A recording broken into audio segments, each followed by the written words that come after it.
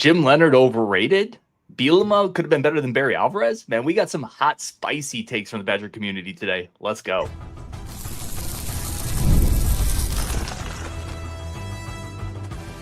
You are Locked On Badgers, your daily podcast on the Wisconsin Badgers.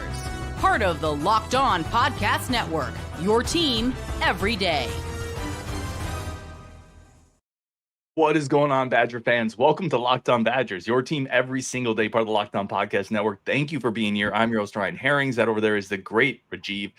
And I love this show. So today's episode, we are breaking down spicy hot takes. I'm calling these the island takes. Basically takes where most of the Badger fandom is going to be on one side and a couple people staunchly are supporting a different viewpoint. The other reason I like this, Rajiv, is we do so much content, your show, my show, I think most shows where we're just reacting to what's happening. And that's great. But these are like the bar conversations where you're like 7 in and you're like, oh, Barry Alvarez never was that good.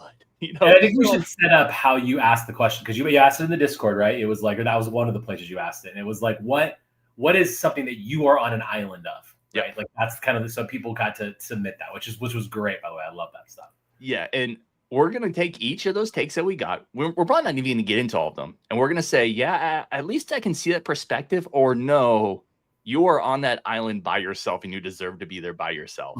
So we have some good ones here. I got a couple that I submitted. Rajiv and I have one that we're going to get into at some point. It's not going to be on today's show, but we have a spicy one we're going to get into. That was the one I submitted. It was about that. We do need to talk about that. Yeah, we're going to get into that one. Let me hit you with my first one, Rajiv. I'll let you start with this one. The first one I have here. Vinny Anthony is the best receiver we've had since Brandon Williams. I mean, I definitely do not agree with this take because I think, first of all, Jared Alvarez is someone who was probably better. Certainly guys like Cephas, stuff like that. But the reason is because Vinny Anthony needs to do it again. If he does it again this year, if he has a year this year like he had last year with a new offensive system, new quarterback, then I'm like, okay, then now you deserve that credit. And I would say maybe you are the best one since BW. But I mean, basically, it's been one really, really great year from him. You look at a guy like Jared Alvarez, who had over 3,000 receiving yards. Like, I mean, that dude was incredible. And so, yeah, I would say I disagree with this for now. Yeah, I'm with you. I disagree with this take, although I'm going to give it a little more credence because Alvarez is a great example, NFL player, successful career, torched Ohio State. He also had Scott Tolzien and Russell Wilson throwing him the ball with like a real offensive line and more weapons. Like, part of me looks at what Vinny Anthony did last year, averaging like 17-something yards per catch, and he did that with Longo and essentially Braden Locke in one of the worst Badger offenses we've seen in a long time. So let's see what he does this year. I think this is an argument that could have a lot of credence after this upcoming season, which I'm interested in. Yeah, I think this is one of those where you're like, wait and see, but I think we can all agree that we're really excited about what Vinny Anthony can hopefully bring this year. Okay, here's my next one I got. I'm just going to throw this one out there because this is kind of my take. Alando Tucker should have all of his numbers removed from program history. I need to react to this. Go ahead, please. You're crazy for that. This is nuts. No. I'll tell you what. I know how you feel about Alando Tucker. I know that you're very anti-Alando Tucker for this whole thing about undermining Greg Garden. You're right. He deserves to be fired. He deserves to never work at Wisconsin again. He deserves to hopefully never coach again because of what he did. However, when he was a player at Wisconsin, he worked his butt off and he played for the university and he was fantastic. Now, I never really thought he was as good as a lot of people thought, similar to my Johnny Davis take. Stay tuned for another episode. But I think that what he did at Wisconsin, he did at Wisconsin as a player. Everything when he was become a coach forward, fine. He wasn't a part of it. Scrub his name. But as a player, you can't, because not only was he like good, he was one of the like sort of the centerpieces of, if you look back over the last 20 years of Wisconsin basketball, he's one of those guys. So yeah, can't scrub him from history. Everything you said is well thought out, articulate, and wrong. And I disagree. Listen, here's the thing, man. You just cannot undermine a locker room. You cannot release an allegedly edited clip of locker room recordings to make a head coach whose job you're trying to get easier to get. He staged a coup. He came into the locker room and became a cancer. And that was reported by Jeff Petroikis, multiple sources that he talked to. Like, I'm sorry, I don't need to see his name in the record book after doing that. He irreparably tried to harm the program and turn players against a head coach in the middle of a season. So I know that's why this is an island take. I know most people disagree with that take, but I am firmly standing on that island. I just abhor what he did inside that locker room. Yeah, it's definitely like he should never be revered at Wisconsin ever again. But I feel like what he did as a player, he still did as a player, and he was a damn good player too. That's fair. No, he was a very, very, very good player. That's completely fair. I'm gonna let you lead off, or I'll lead off in this one because you had the last one. Bo Ryan's style ruined our chances at winning a title. So, really quick, I deliberately didn't put names on these. Like, I just because I didn't want to like, I don't know. I could have. They're in the Discord, but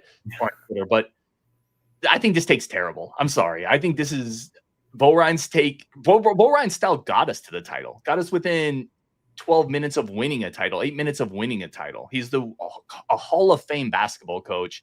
I can understand the idea that could he have been a little more flexible, Rajiv? Yeah, he probably could have been. We agree on that. Could he have played young players a little bit more? Probably. He's a Hall of Fame coach. I put no credence in this take. I will never hear a bad word about Bo Ryan. I won't. Like, this man literally made Wisconsin basketball what it has become. Remember that he never finished outside of the top 4, top 5 in the Big Ten Conference. Like, he made pretty much every tournament he was ever involved in. He had multiple Sweet 16s, 2 Final Fours, and Grayson Allen being a punk away from being a national championship holder. Like, the guy was incredible. The guy literally put Wisconsin basketball on the map, similar to the way like Tom Izzo has basically created the modern Michigan State basketball team. And that's what Bo Ryan was for us. I will never say a bad word about that man. Like, yeah, there were things about him that annoyed me, the way he dealt with officials and stuff, and sure, but all he ever did was give us a shot at a title. And he's an absolute legend in my eyes, one of my all-time sports heroes. Yeah, I love that. And I love the way you said that. He always gave you a shot. The man never finished lower than 4th in the Big Ten. We were like one of the teams that never even worried about making the tournament. Yeah. We're like, yeah, we're also we're gonna compete for a Big Ten title every year. We're gonna make the tournament every year. We're gonna have a shot at a Sweet 16 every year. Like, what more do you want, man? Yeah, I agree with you there. Scott says he just says wrong, Ryan. You got to tell me what take I'm wrong on. Alando Tucker take, I think. Probably. Yeah, let me know why you think I'm wrong. I'm all about it. Next take here, Rajiv, I'll let you lead off on this one. The student section is one of the worst in the Big Ten for actually helping the team. I very much disagree with this because I was certainly a part of that. Now, it was many years ago, and the student section has changed, and I understand the argument.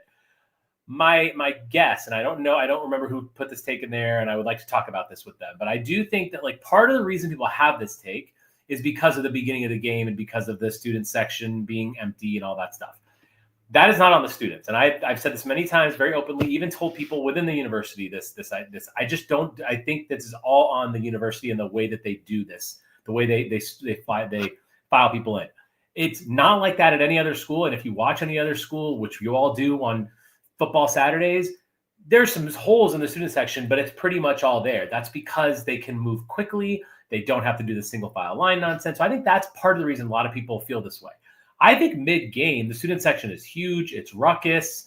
I think that I think the students, the university could do more to kind of pump up the crowd, maybe give more towels out or something like that. They could do more like gimmicky things to make it better, which I think a lot of schools should do. But I firmly believe we got a great student section.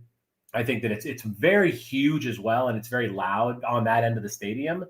Maybe you see people leaving a little early after the third quarter, but if it's a really good game and it's a close game, they're not leaving. Yep, I'm there with you. Objectively, too, the way this is worded, one of the worst in the Big Ten. That means you're like bottom 4 in the Big Ten. Think of Maryland, Rutgers, Northwestern, Minnesota, Purdue, UCLA. I mean, you can easily just rattle off 7 or 8 that. We're clearly, even on our bad days, we're better than those schools. Even on our bad days. I think the other thing you hit on that I agree with is the university has to do its part. Put a winning football program on the field. Like Ohio State at night in Camp Randall was magical. You and I have been at night games recently. It's great. It's still really good when the product is good. So I am also going to sell in this take. I agree with you. I will say I think we are potentially a little overrated in some people's eyes. Like I still see maybe Wisconsin put in a ranking that we're not a top 4 right now, that type of environment, but we're certainly not one of the worst. I agree with sure. I mean, we get overrated because of jump around, which is a great thing. But yeah, we need to be better. But the team needs to be better, and honestly, Camp Randall needs to be better. That's part of the problem too. It's very old. The seats are horrendously small. Like it's got its issues. Yeah, I agree there. We're going to take a quick break. We have great friends of the show, and then we're going to come back and talk about, is Jim Leonhard a little overrated? Did he just feast on the Big Ten West, Rajiv? Is that what happened with Jim Leonhard? That is another hot take we got coming up on Locked On Badgers. But first, a quick second for our friends of the show over at Monarch Money. Monarch Money is our incredible friends because sometimes you just need an ally. You need somebody that's going to take Rajiv, I'm not going to ask you for your banking information, but how many different websites do you need to log into that have some type of financial information? I have like 15, I feel like. I mean, yeah, at least 10. So it's a pain, right? Bring all that together. Monarch Money does that. They're like a CFO for you. They're going to bring in all your accounts to one spot so you can track spending, your goals. You can collaborate with your partner. You can do it all at Monarch Money. And best of all, you're going to be able to see your progress visually laid out in a really simple place that even people like me, even podcasters, can understand. I can see everything that's happening on my finances at Monarch Money. It is incredible. Plus, I use them. My wife uses them. We use it together.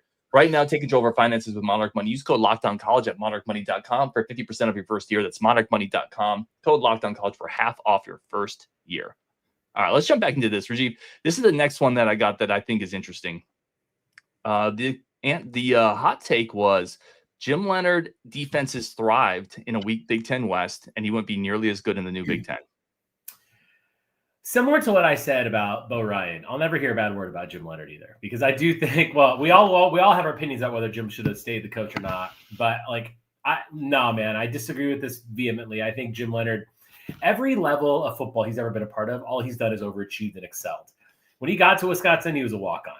And then he became an all Big Ten safety punt return machine. Awesome. Then he went to the NFL, and people were like, he's probably not going to be anything. Oh, well, he just played like 10 years in the NFL. Was a not, I don't know if he was ever an all-pro, but he was certainly a Pro Bowler at times. Like, I mean, all this guy ever did was great stuff. Then he goes to coaching, and he has a fantastic, one of the top defenses in the country for multiple years running. We played other non-conference opponents. We played people in the Big Ten East. We didn't always have the toughest schedule. I agree. But we were still really, really good because of that man's defense. And I absolutely think that I wish he would have stayed. I will never, ever, ever turn down Jim Leonhard as a defensive coordinator on any team that I'm a fan of. That's well said. Let me ask you this. How many years playing in the Big Ten West, because that's what this is predicated on, did, I don't know, Nebraska have a great defense? Go down the list. Did Minnesota have a great defense? Did fill in the blank? The point I'm obviously making is, does it help? Of course it helps playing teams that don't know how to throw the ball. Iowa. A lot of teams played in the Big Ten West. A lot of teams in college football played bad schedules, and they were not putting up the numbers Jim Leonhard was putting up. I think talent is talent. He proved itself. And by the way, he's gone to Denver, and everybody you talk to from Denver is like, this guy's incredible here. Like he's just a savant. He's a football savant to your point, from the point he started playing until he decides to hang it up. I think he's a football savant. I don't think it's a product of the Big Ten West. I think the Big Ten West amplifies the numbers, but a lot of people played in the Big Ten West and coached in the Big Ten West and did not do what he did. Just one more side note, like on the Jim Leonhard discussion, we're like another 1 or 2 bad seasons away in football, which hope it never happens. We don't want that to happen. But if that does happen, his name's going to resurface. Not necessarily to come back, but people are going to, that whole argument of, did we make a mistake? Like, Jim Leonhard should have been our coach. Like, that's all going to come rumbling back soon if Fickle doesn't figure it out. Hopefully that's not the case. Yeah, no doubt there.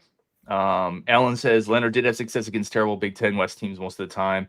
And Nick says Leonhard would have been fine. So I think there's people on both sides of that. All right, let's get to the next one here. And again, the point of this show is just kind of, it's like a bar conversation, the type of things you talk about in a bar. I think this is an interesting one. Let's see here. This is about Jeff Grimes, who I know you're super high on. I'm going to have to go with Grimes won't be the home run hire everyone is expecting. Does he raise the floor? Yes, but he has a low ceiling. Rajiv. Yeah, I mean, I see this take. I disagree with it, but I don't think it's like insane. I think that there's a contingent of the fan base that is kind of like a bit weary about Grimes. Like, after all, he has been at multiple schools. Like, he has had times when his offense did not work after the first couple seasons. And so I hear it, but I just think for me, like, Is he going to be a home run hire?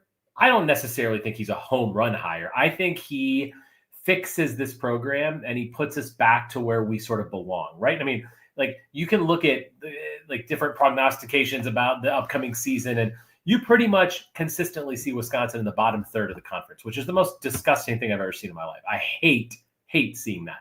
Grimes fixes that, which is what I've always said. Like it does raise the floor, but I raising the floor is super important. Is the ceiling super high? Maybe not, but I'm okay with that because we need to take big steps back to normalcy and being a good program. And I think Grimes does that for us. He could be a home run hire. I agree that he might not be one, but I do think the floor is very much higher. It feels like you kind of agree with this take. Not putting words in your mouth, but you say it puts us back to where we belong. It's going to raise the floor. It's going to raise the floor much higher. Here's what I would say. This take reads, Grimes won't be the home run hire everyone is expecting. I don't think everyone is expecting that. Like I would argue, I would say that like I don't think people are really thinking it's a home run hire. I just think people are like, okay, good. We can get back to playing a little more Wisconsin football, and we can be more improved. So I do sort of agree with it. I will admit that.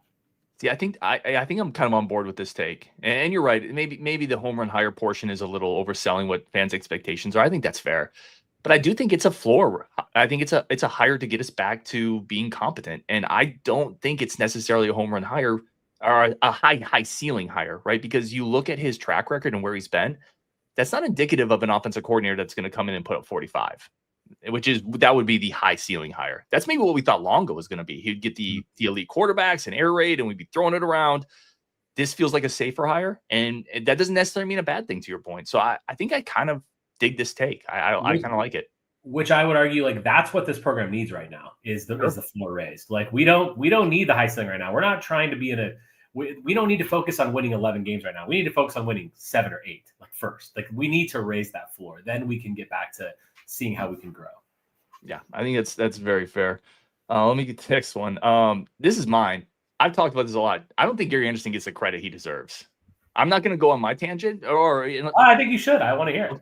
Yeah, I'll say this. Gary Andersen comes in, and all he does is win 60 to 70% of his games, recruits at a very high level, transitions us to wanting a mobile quarterback, brings in Dave Aranda, which transitions the defense to a 3-4, which sets the table for what will eventually become Jim Leonhard's defense. A lot of Paul Chryst success following that up is won through what? It's won through defense. The defense that was set up by Gary Andersen through Dave Aranda, through Wilcox to Jim Leonhard. That was all put in place by Gary Andersen. You look at what Paul Chryst did at Pittsburgh. What was his defensive coordinator? It was a guy that was running a 4-3. It was the same type of boring, kind of ineffective 4-3 we were running under Bielema at Wisconsin. I think you needed Gary Andersen to revolutionize the defense. He did that, set the table for Paul Chryst. And in return, I feel like he's vilified by Badger fans, considered a disaster, when all he did was win. Never lost a rivalry game to Minnesota, recruited well, and brought in the 3-4 and Dave Aranda. Yeah, I mean, I think similar to, like, it's not the same thing, but the way we kind of had it in the Alando Tucker discussion, where I think basically he's getting a raw deal because of, you're right, you're not wrong in anything that you just said, but he also left this school to go back out west, which just was like, we were all like, I remember being like, wait, what? You're doing what? Like, what's happening here?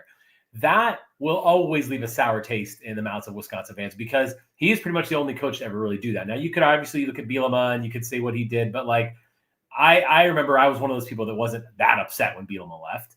So I just feel like Gary Andersen was one of those things where I'm like, you just kind of turned your back on this entire program, and that is definitely going to sour his record and his reputation. So you're right. He doesn't get the credit he deserves.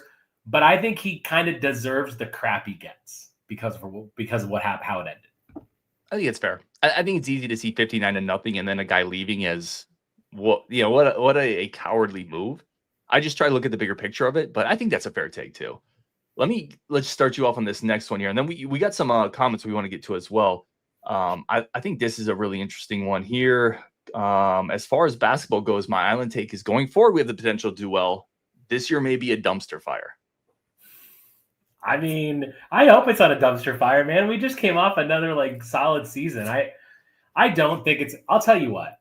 I don't see a dumpster fire because we've completely shifted the offense. like when I think about like what Greg Gard has done to the offensive program here and what Kirk Penny's done and Steamsma and these guys, like I really think that we are a different program. And I'm not saying we're always going to be great because obviously defensively we could be a dumpster fire on the defensive side of the floor.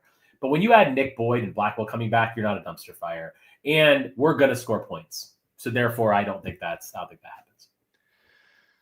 I worry about our depth. Like if you lose a couple guys, and that's true for a lot of programs. Like you think back to previous Wisconsin teams, if you lose a couple key guys, maybe you're a dumpster fire as well. Yeah, I don't think we're going to be a dumpster fire. I think there's too much skill on offense, and that's the way college basketball is trended. It's trended to space, to shooting, to be able to score the ball. You still got to play defense. I could see a scenario where we're mediocre this year. I could see a scenario where we take a pretty decent step back because maybe the depth isn't there and we get beaten up in the post. Like I could see that, but dumpster fire to me, that sounds like you're in the bottom fourth of the Big Ten. I don't think I think we're too talented to do that. So I'm gonna pass on that one. I think I agree with you. If I told you we take a decent step back and we're mediocre this year, is that crazy to you? That's not crazy to me. I feel like that's very possible. And sadly, very possible. Yeah, I agree. All right, we're going to take one more quick second. Rajiv, if you see any comments you want to star in there, I know you already started a couple. We're also going to come back with a Bielema take and a Chris McIntosh take. We got more hot, spicy takes on today's Locked On Badgers. Really appreciate everybody tuning in. Take a quick second for our friends of the show, and we'll get right back at it. All right, Rajiv, I'm going to hit you with this one. I think this is a really interesting question. And when I first read it, I don't even know if I think my opinion has changed on it since thinking about it more. Not sure exactly if it falls in here, but may not be popular either. The hot take is Chris McIntosh is doing a fantastic job. I like this. I think this is a fair take because I agree. I think Chris McIntosh is doing a really good job. I think that you could definitely make the argument that it's not working because he's fundamentally changing what we're doing as a program, the way we're working, like the swing that he took with Luke Fickell. That's a change. A past administration would definitely put Jim Leonhard in that job, and we would have kind of probably had a higher floor than we do now. But I think then you look at the hockey program, you look at the volleyball program, and you look at other sports as well. And I can't pretend to know about the other sports or even enough about hockey and volleyball, but I know that those programs are moving in the right. Obviously, volleyball is fantastic, and I think that basketball is holding good in a good spot. I mean, obviously, we have our discussions about guard, but I think that he is doing a really good job. Like he is taking us to a level. He's raising the ceiling on this program and the athletic department in general, and I think that's a really critical piece.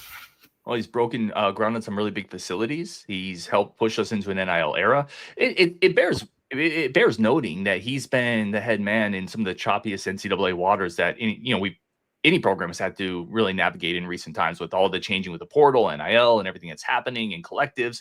He's had to navigate that. Generally, I think he's done a pretty good job there. You mentioned the other sports. I think women's basketball hire, I feel like that's a solid hire. Men's basketball's good. Volleyball's great. Hockey's in a great spot. And then he made the hire on football that I think nationally everybody applauded. Everybody would have hired Fickell.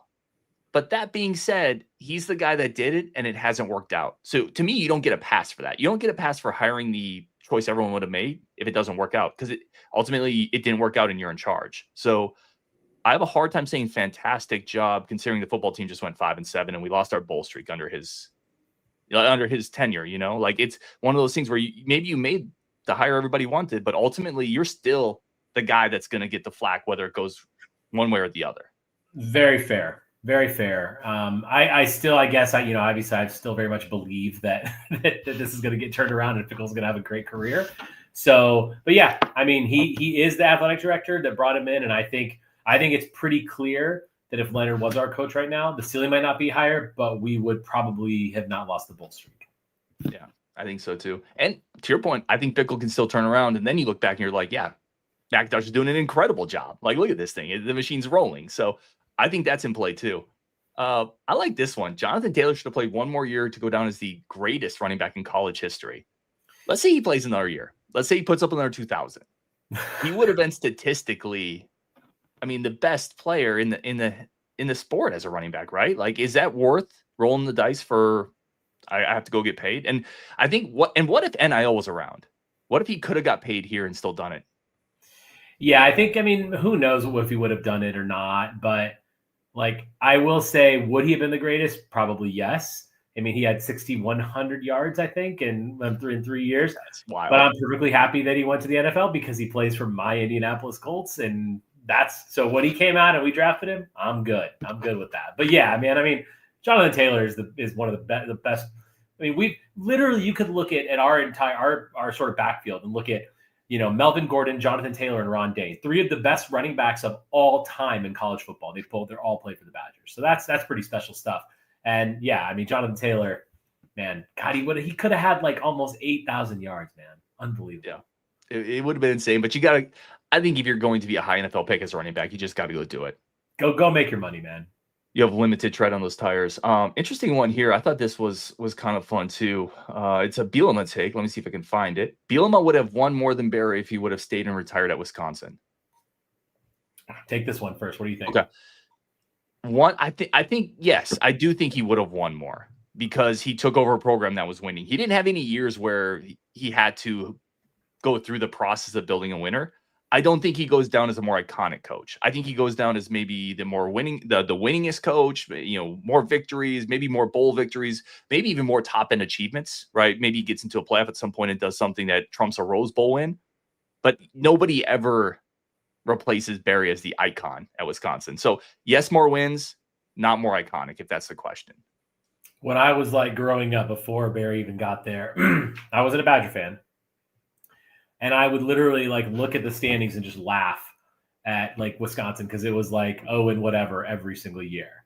Barry Alvarez fundamentally put us on the map, period. Like that, we are on the map because of that. Same thing, you can make the argument about Bo Ryan, like we said. We're on the map because of him. We're on the map because of Barry Alvarez. Our entire fandom, this podcast, everything to do with Wisconsin football, like in Wisconsin athletics, really comes from Barry Alvarez. No one's going to top that. Yeah, agreed. Kate Barry, who's been on a couple of shows, says that's Jim Leonard's cousin. We just got done defending your cuz. Like love Jim Leonard, my guy. We're huge Jim Leonard fans here. I'm gonna put this one up from a comment that we started from Bobo Swaggins. Greg Gard is the hoops equivalent of James Franklin. Ooh, I don't like that. So let's kind of box that in. What does that mean? It means you win a lot of games, but you're never winning the quote unquote big one. Is he the consistently good? I'm never going to get over the hump college basketball version of James Franklin. I think I'll say this, Rajiv. I think I'm a big Greg Gard guy. You and I have talked about this. You are too. I think I find him incredibly easy to root for. I think up to this point in his career, that's not a bad parallel. It's not because he hasn't gotten past that Sweet 16 hump. It's not a bad parallel. I just don't like James Franklin, so I don't like my guy that I like being compared to someone I don't like. I mean, it's fair. I think James Franklin is a guy that has tried different things. I will say Greg Gard took a really big leap with the whole offensive shift, and you could argue that James Franklin did the same thing by bringing in Andel Kotelnicki. So I think that it's a fair take. I just don't like it. Yeah, I don't like Franklin either. Like if you ask me who I'm rather hanging with, it's Greg Gard 100 times out of 100 because I think James Franklin would bring me to a bar and lead me there, and he would like peace out. I don't know. Like Gard, I like Gard. I don't like Franklin. But I think just from a career trajectory, I think you could make some parallels there. PE, let's see. A couple more here I want to get to, and I apologize as I'm bouncing around. We got a bunch of good comments in here as well as always. Let's see. What else do we got in here? Rajiv. We got one on Tressel. Here's an interesting one. That Sam Decker was more important than Frank Kaminsky on that Final Four team. I think you could definitely make this argument, and I don't think this is a horrible bad take. I disagree with it because I think Frank was incredible, but Sam, look, we're not making it to the championship game without both of them, period. Like, they were both pretty integral to what we did, and I think anyone who argues that Sam Decker was more important is a fine argument. I just disagree with it, but I don't think that's a bad take at all. Like, Sam Decker was incredible, and we needed that profile of player to get as far as we did. I mean, he hit some massive shots, and he was a great player, an all-around player. But, yeah, that's a fine take. No, man, I was hoping you'd come in here and just say, this is silly, ridiculous, and I'd be like, no, Rajiv, this is why it's not. I think it's a coin toss. Decker's great. Decker's great. It's 1A and 1B, 1A and 1 little a. You need them both. Like, you need a wing defender that could play against Duke and Kentucky, that could score on the perimeter, and that was Decker. It hit big shots against Arizona. But listen, you're also not getting there without Kaminsky. It's like saying, my engine or my tire, what's more important to my car getting me to the gas station? Well, you need them both. So I think this take is totally fine. I don't even think this is an island take. I think this is a coin toss take. I was hoping you'd come on here and dismiss it. And I was I was at both of those Elite Eight games against Arizona. I was at both of them because I lived in Southern California at the time. One was at the Honda Center and Anaheim, one was at the Staples Center. And seeing Decker hit that shot to bury Arizona was one of the greatest moments of my life. I'm telling you. Dude, he was so good. Arizona still has because my dad lives out there. I used to kind of watch that program still has PTSD from our Wisconsin team. So it's back-to-back years. This is an interesting one, Rajiv. I'll take this one first. Russell Wilson is not the best quarterback in program history. He was just a rental. I passed on that because I think he was the best quarterback in program history. And the idea that he's just a rental to me, it doesn't bother me in the sense because, Rajiv, what if a guy just plays as a senior? Is that really any different than what? I mean, J.J. Watt, Watt's not a great example. I'm trying to think of a player who just played one great year.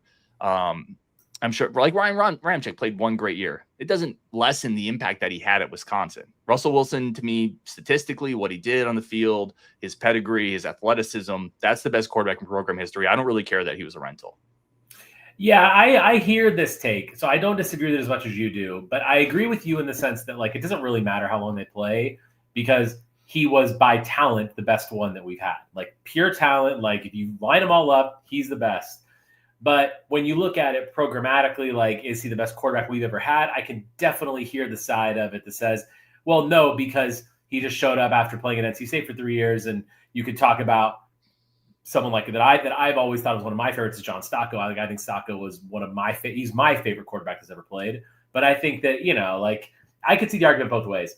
I mean, but by pure talent, absolutely, he's the GOAT. Yep.